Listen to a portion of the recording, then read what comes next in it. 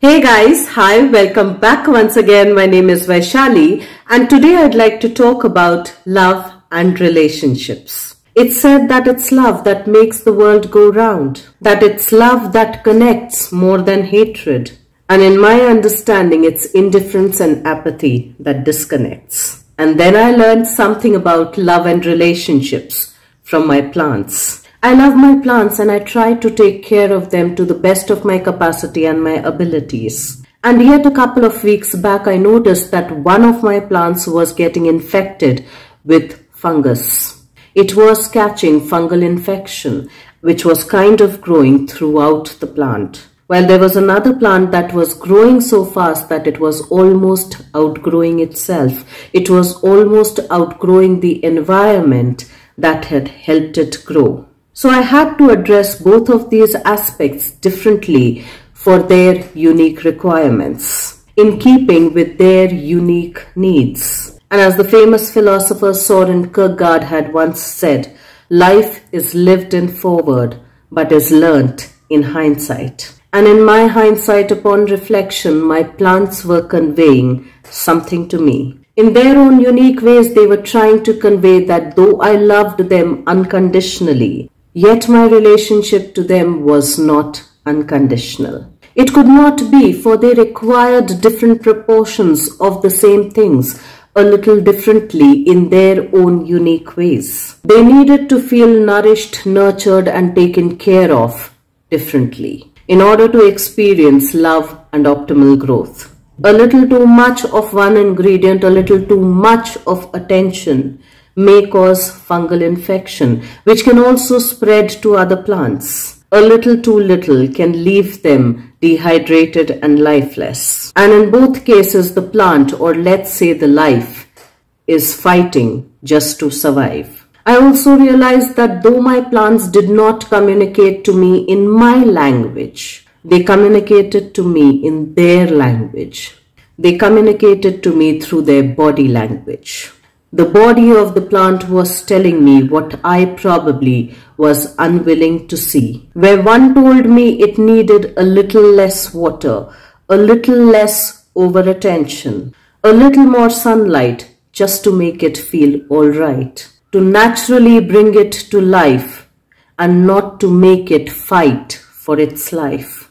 And in some ways, while its body was telling me that, it was also trying to establish its boundaries with me. It was trying to establish its own personal relationship with me with regards to what it needed, what it wanted, how much it needed, and how much it wanted. The care, the attention, the nutrition, the nourishment.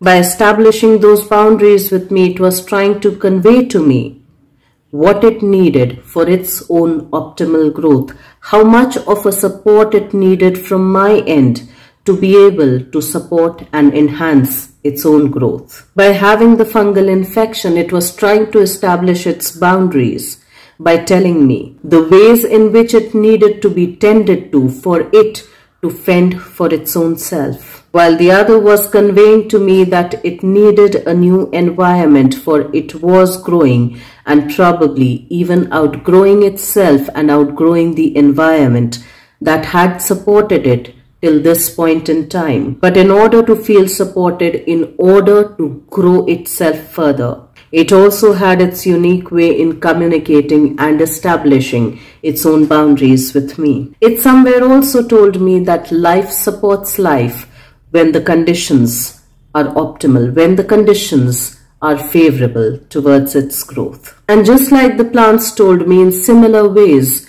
our love can be unconditional, and yet our relationships with people we love in our interpersonal relationships cannot be unconditional. For just like the plant told me, when given a little too much, it tends to gain infection.